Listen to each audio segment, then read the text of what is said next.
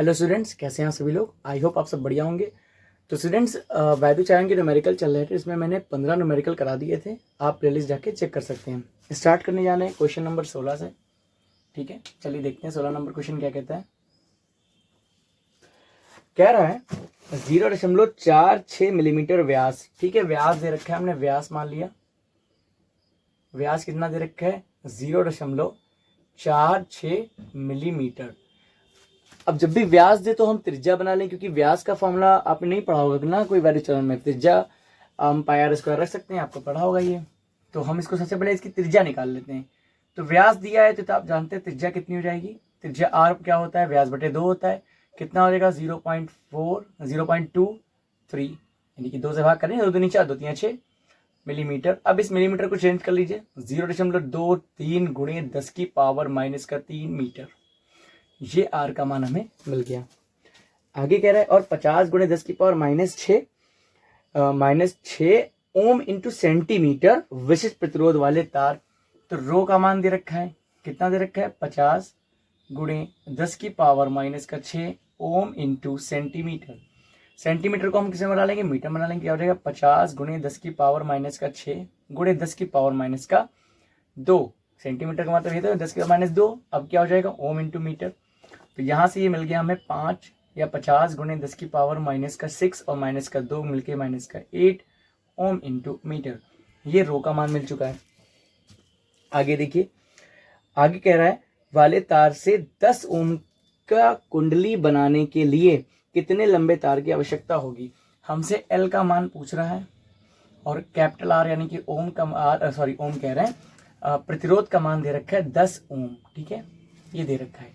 देखिए, सबसे पहली बात तो हमने फॉर्मूला पढ़ रखा है, आपने पढ़ा भी होगा, ये थ्योरी जब पढ़ी होगी और प्रीवियस जो न्यूमेरिकल थे उसमें बता चुके हैं। देखिए, आर बराबर क्या फॉर्मूला होता है? सॉरी, आर नहीं, विशिष्ट प्रतिरोध रो बराबर क्या होता है? R into A by L. तो यहां से अगर हम आर का मान देखें तो ये क्या हो जाएगा? रो इंटू एल अपॉन ए, यही हो जाएगा। ठीक है, लेकिन हमसे पूछ क्या रहा था? हमसे एल पूछ रहा था। तो हम एक काम करते हैं, कोई समस्या नहीं ज़्यादा इसमें, हम एल को इधर ले आते हैं और रो को नीचे ले जाएंगे। क्या हो जाएगा? R into A upon L, L A upon rho. ठीक है, अब देखिए एक बात, ए तो मालूम नहीं है, आर और रो हमें पता है। तो ए देखिए तार की बात कर रहा है, मान लिया तार, ये तार है। ठीक है, अब ए क्या होता है? अनुप्रस्थ काट का क्षेत्रफल। मान लिया ये कोई यहाँ पे अनुप्रस्थ काट का क्षेत्रफल हमने ले लिया, तो इसका क्षेत्रफल ये एक क्या वृत्त के रूप में बन गया। तो इसका क्षेत्रफल क्या हो जाएगा? पाई आर स्क्वायर, और इस तार की लंबाई एल दे ही रखी है। ठीक है, तो अनुप्रस्थ काट का क्षेत्रफल होता है तो क्या रखेंगे? पाई आर स्क्वायर। तो ए की जगह पे क्या आ जाएगा? पाई आर स्क्वायर। ठीक है, ये आ जाएगा हमारे पास। अब हमें कुछ नहीं करना है, इसमें डाटा भर दीजिएगा, आपको आंसर मिल जाएगा। तो यहां से हम भरते हैं डाटा। चलिए, एल बराबर क्या मिलेगा?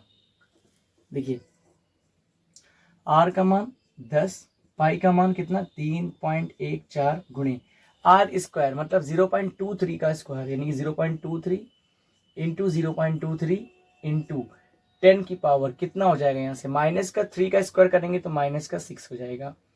बटे में क्या है? रो का मान कितना है? 50 गुणा 10 की पावर -8। इसको जब सॉल्व कर लेंगे तो आपको आंसर मिल जाएगा। हम लिखे थे डायरेक्ट आंसर, क्या मिलेगा? 332 सेंटीमीटर। ये लगभग आपको मिलेगा 332.12 ऐसे करके मिलेगा, तो यही होगा। अच्छा, मीटर में आंसर आएगा तो आप 10 की पावर 2 से गुणा करा के इसको सेंटीमीटर में बना सकते हैं। तो आपको ये आंसर मिल जाएगा, आप कैलकुलेशन करके देख लीजिएगा। हम लोग देखते हैं क्वेश्चन नंबर 17, इसको हटाते हैं साइड से। ठीक है, चलिए क्वेश्चन नंबर क्या देखेंगे? 17। क्या कह रहा है? कह रहा है नाइक्रोम का विशिष्ट प्रतिरोध 100 माइक्रो ओम सेंटीमीटर है। तो विशिष्ट प्रतिरोध रो होता है, रो बराबर कितना दे रहा है? 100 माइक्रो ओम। ठीक, और क्या है? सेंटीमीटर है। सबसे पहले हम क्या करते हैं? इस माइक्रो को हटाएंगे तो क्या हो जाएगा? 100 गुणे 10 की पावर -6। तो सेंटीमीटर में अगर मीटर में चेंज करेंगे क्या हो जाएगा? 10 की पावर -2। अब क्या बचेगा? ओम इंटू मीटर, ये बन गया एमकेएस में। तो रो का मान क्या हो जाएगा? देखिए, ये -2, ये +2 कैंसिल हो जाएगा। क्या बचेगा? 10 की पावर -6 ओम इंटू मीटर, यही बचेगा हमारे पास। आगे क्या कह रहा है कि नाइक्रोम के 5 मीटर लंबे तथा 0.01 सेंटीमीटर स्क्वायर परिच्छेद वाले क्षेत्रफल का तार का प्रतिरोध कितना होगा। तो एल का मान हमें कितना दे रखा है, 5 मीटर दे रखा है। ए का मान कितना दे रखा है हमको, 0.01 सेंटीमीटर स्क्वायर। ठीक है, सबसे पहली बात तो सेंटीमीटर स्क्वायर को मीटर स्क्वायर में बनाएंगे, क्या हो जाएगा, देखिए ए बराबर हो जाएगा 0.01 गुणे 10 की पावर माइनस का 2 होता है ना जब मीटर में चेंज करते हैं, लेकिन लगा क्या होगा स्क्वायर, तो हो जाएगा -4 मीटर स्क्वायर। ये मिल गया। अब हमसे पूछ क्या रहा था, प्रतिरोध कितना होगा, आर का मान हमसे पूछ रहा था। ये हमें डाटा गिवन था। अब हम जानते हैं, एक फॉर्मूला जानते हैं हम लोग, चूंकि देखिए यहाँ से देख सकते हैं आप लोग, यहाँ से हम कह सकते हैं आर बराबर क्या हो जाएगा, रो इंटू एल अपॉन ए, यही तो हो जाएगा। चलिए इसमें मान रख देते हैं।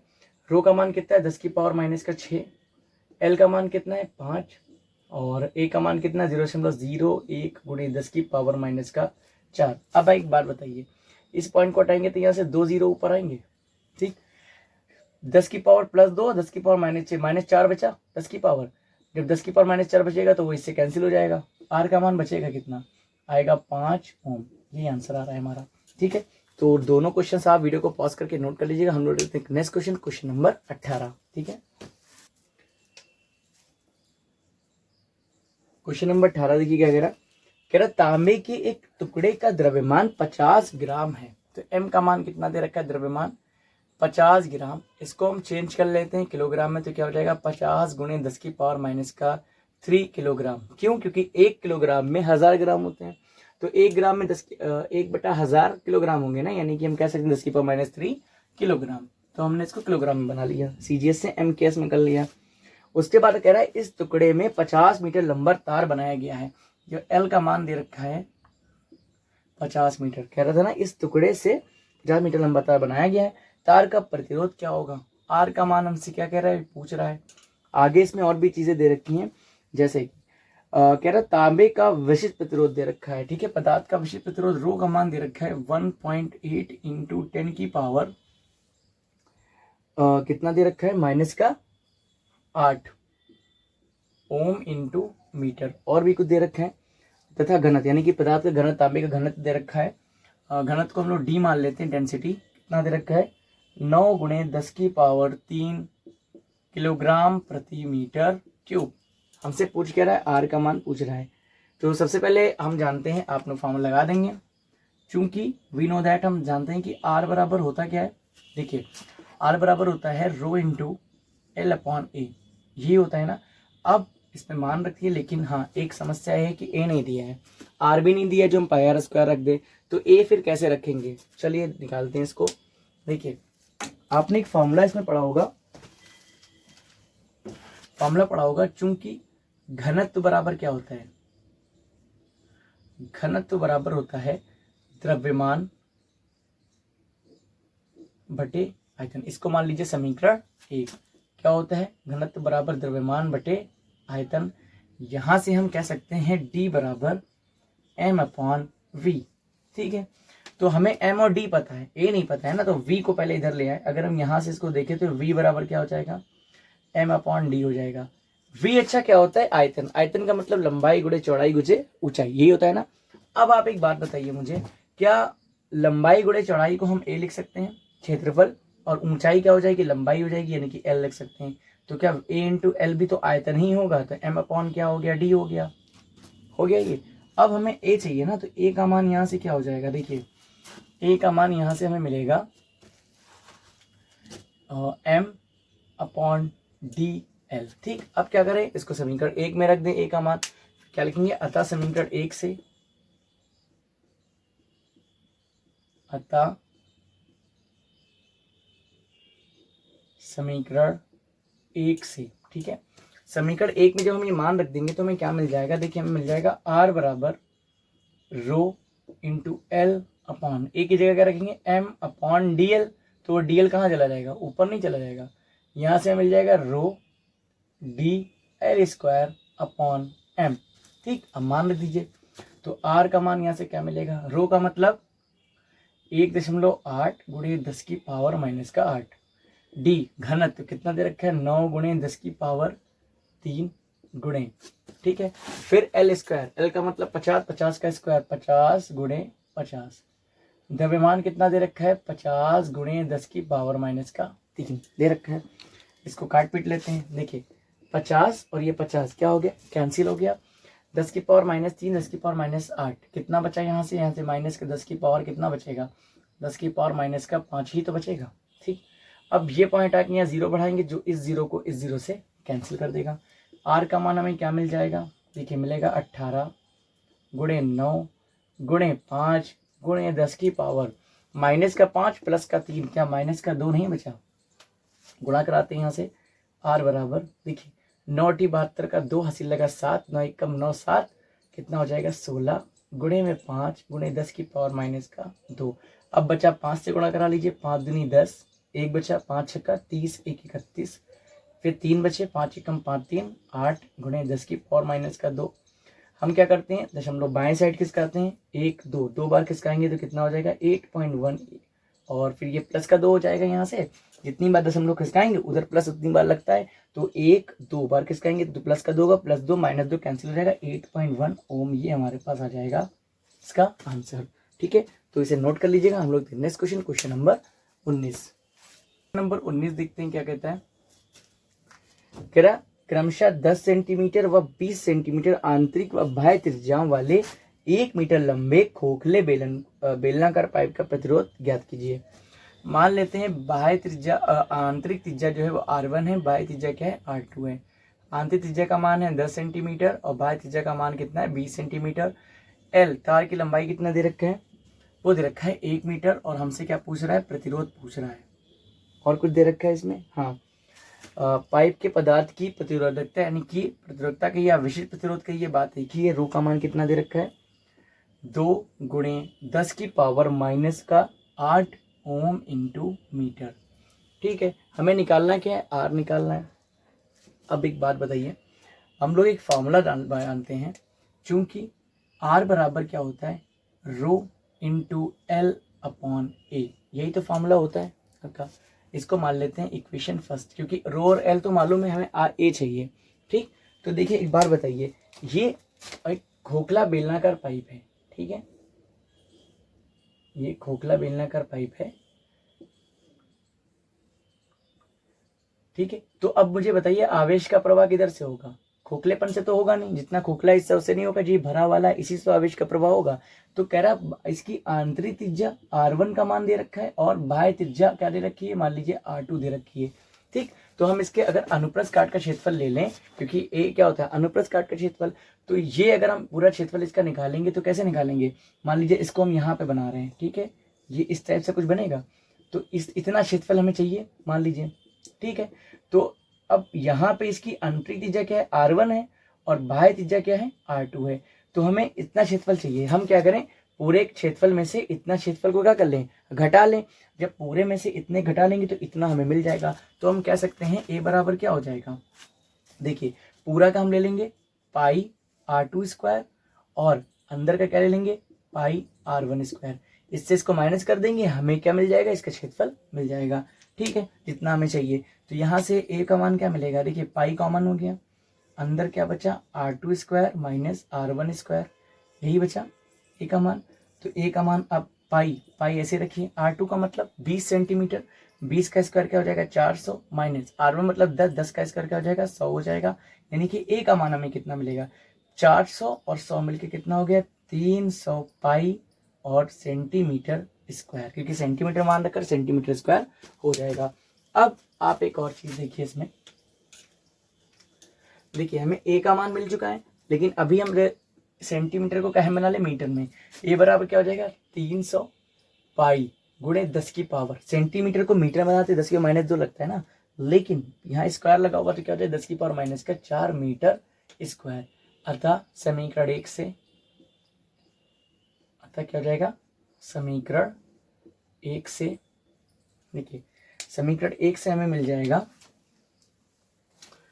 समीकरण 1 से हम कह सकते हैं R बराबर क्या हो जाएगा rho into L upon A का मान क्या रखेंगे 300 पाई इंटू 10 की पावर -4। ठीक, अब रो का मान रख दीजिए कितना है 2 गुणे 10 की पावर -8 गुणे एल का मान कितना दे रखा है 1 दे रखा है, बटे 300 पाई का मतलब 300 गुणे पाई का मान 3.14 गुणे 10 की पावर माइनस का 4, ये हो जाएगा हमारे पास। अब देखिए इस पॉइंट को हटाएंगे तो यहाँ 2 जीरो लग जाएंगे, ठीक, एक क्या 2 जीरो लगा दिए, ये 2 जीरो से 2 जीरो क्या हो जाएंगे, कैंसिल हो जाएंगे। क्या मिलेगा, आर बराबर देखिए 10 की पावर माइनस 4, 10 की पावर माइनस 8, 10 की पावर माइनस 4 ही तो बचेगा यहाँ से। अब 2 बटे यहाँ देखिए 3 चक्कू 12 हासिल लगा 1, 3 एक कम 3 और 1 4, 3 तिहाई 9 गुणे 10 की पावर क्या हुआ माइनस का 4 आ गया यहाँ से। अब हम लोग क्या करते हैं, इसमें से 3 जीरो उधार ले लेते हैं, यानी कि 1 2 3। जब उधार ले लिया तो यहाँ पे वैसे भी -4 था, 3 जीरो निकाल लिए तो -3 आ जाएगा, यहाँ पे ऋण आ जाएगा चिन्ह।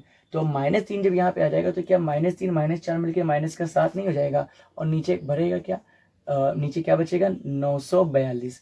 अब आप देख सकते हैं कि 2 बार तो जाएगा ही जाएगा, ठीक, 2 बार जाएगा उसके बाद पॉइंट लगेगा, तो आंसर आपका आ रहा है 2.1 इंटू 10 की पावर माइनस का 7। आप भाग करके देख लीजिएगा, इसी तरह से आंसर आएगा, ठीक है। वैसे भी यहाँ पे दिख रहा है कि 2 बार तो ये जा ही रहा है, तो ये ओम, ये आपका आंसर आ गया, और आप नोट कर लीजिए क्वेश्चन को। हम लोग देखते हैं नेक्स्ट क्वेश्चन, क्वेश्चन नंबर 20, ठीक है। इसको भाग करके एक बार चेक जरूर कर लीजिएगा, 2.1 समथिंग आएगा, तो हम लिख दिया आंसर क्या, जैसे आ रहा है 2.1 10 की पावर माइनस 7, ठीक है। क्वेश्चन नंबर 20 कह रहा है एक तार की लंबाई 100 मीटर, व्यास 2 मिलीमीटर, तार के पदार्थ का विशिष्ट प्रतिरोध 4.8 गुणे 10 की पावर माइनस का 8 ओम मीटर है। इसी पदार्थ के समान द्रव्यमान परंतु दोगुने व्यास के तार का प्रतिरोध क्या होगा। तो देखिए पहले तार की बात कर रहा है, तो हम इसको क्या मान लेते हैं, लंबाई को L1 मान लेते हैं, क्या दे रखा है 100 मीटर दे रखा है। उसके बाद क्या कह रहा है, व्यास दे रखा है, व्यास को हम क्या मान लेते हैं, व्यास को मान लीजिए घनत्व दे रखा है तो D1 मान लेते हैं, ठीक है, या डी हम उसको घनत्व को मानेंगे, तो यहाँ पे हम खाली व्यास रख लेते हैं, व्यास को ये कैपिटल डी मान ले सबसे अच्छा। व्यास हम क्या मान ले, D1 मान ले, D1 कितना दे रखा है, D1 दे रखा है 2 मिलीमीटर, ठीक है। अगर D1 2 मिलीमीटर है तो हम अगर त्रिज्या निकाले कितना हो जाएगा, 1 मिलीमीटर, या हम कह सकते हैं 1 गुणे 10 की पावर माइनस का 3 मीटर। R1 का मान हो गया। कह रहा है तार के पदार्थ का विशिष्ट प्रतिरोध, देखिए इसी आगे क्वेश्चन में कह रहा है विशिष्ट प्रतिरोध दिया है, फिर कह रहा है इसी पदार्थ के, तो जब पदार्थ सेम है तो विशिष्ट प्रतिरोध भी सेम होगा, यानी कि इसको हम सिर्फ रो ही लेंगे। कितना दे रखा है 4.8 इंटू 10 की पावर माइनस का 8 ओम इंटू मीटर। आगे क्या कह रहा है, इसी पदार्थ के समान द्रव्य परंतु दोगुने व्यास के तार का प्रतिरोध क्या होगा। तो पहले इस तार का प्रतिरोध निकाल लेते हैं, ठीक है। तो हम लिख सकते हैं तार का प्रतिरोध, पहले तार का प्रतिरोध, तार का पहले तार का प्रतिरोध अगर हम ले लें R1, ठीक है, तो R1 बराबर फॉर्मूला क्या होता है, rho into L1 upon A1, यही होता है। यहां से अगर हम देखें तो रो इंटू L1 और A1 की जगह आप जानते क्या रखा रहेगा, पाई R1 स्क्वायर, ये सब बता चुके हैं कैसे क्या होगा, ठीक है। तो अब क्या करते हैं, इसमें मान रख देते हैं। R1 बराबर देखिए रो का मान कितना दे रखा है 4.8 इंटू 10 की पावर माइनस का 8, L1 कितना 100 मीटर बटे पाई का मान 3.14 गुणे R1 स्क्वायर, R1 का मान है कितना 1 गुणे 10 की पावर माइनस का 3, उसका स्क्वायर करेंगे तो 1 का तो 1 ही रहेगा, 10 की पावर माइनस 3 किस पर 10 की पावर माइनस का 6। आप जरा एक बात बताइए, यहाँ पे अगर 0 लगा लें तो ये पॉइंट और ये पॉइंट क्या हो जाएगा, कैंसिल हो जाएगा। अब देखिए 10 की पावर प्लस 2, 10 की पावर माइनस 8, कितना बचेगा माइनस का 6, माइनस का 6 10 की पावर माइनस का 6 कैंसिल हो गया। तो R1 का मान हमें क्या मिला, R1 का मान मिला 480, ठीक है, 480 बटे में क्या मिला हमको, बटे में मिला 314। अच्छा यहाँ एक काम करिएगा आप लोग, अभी इसकी जरूरत पड़ेगी समीकरण, इसको समीकरण बना लेते हैं। तो ये जो बराबर हम लाए थे इसको हम यहाँ से ऐसा एरो लगा के हम कह सकते हैं कि ये हो जाएगा R1 बराबर रो L1 upon pi R1 square, equation first, ठीक है। अब आसानी से इक्वेशन फर्स्ट इसको दे दिया हमने नाम, ऐसा क्यों दिया अभी बताते हैं। देखिए R1 का मान हमें मिल रहा है, अब क्या कह रहा है, कह रहा है इसी पदार्थ के समान द्रव्यमान परंतु दोगुने व्यास के तार का प्रतिरोध ज्ञात कीजिए। तो व्यास दोगुना करने पर, व्यास दोगुना करने पर, मुझे एक बार बताइए व्यास अगर दोगुना करेंगे तो त्रिज्या भी तो दोगुनी हो जाएगी, क्योंकि वहां पे यहाँ पे व्यास आधा करके त्रिज्या लाए थे, वहां पे भी व्यास आधा करके त्रिज्या लाएंगे, लेकिन अगर व्यास दोगुना हो गया त्रिज्या भी दोगुनी हो जाएगी। तो हम कह सकते हैं व्यास दोगुना करने पर त्रिज्या भी दोगुनी हो जाएगी। ठीक है, त्रिज्या भी दोगुनी हो जाएगी। अब एक बात बताइए, इसलिए R2 हम क्या मान लेंगे, यहाँ पर क्या था 1 था, यहाँ कितना हो जाएगा 2 × 10⁻³ मीटर। ठीक है, अतः आगे क्या कर रहा है, व्यास के तार का प्रतिरोध ज्ञात कीजिए। अतः नया प्रतिरोध लिख सकते हैं दूसरे तार का प्रतिरोध। अतः तार का प्रतिरोध,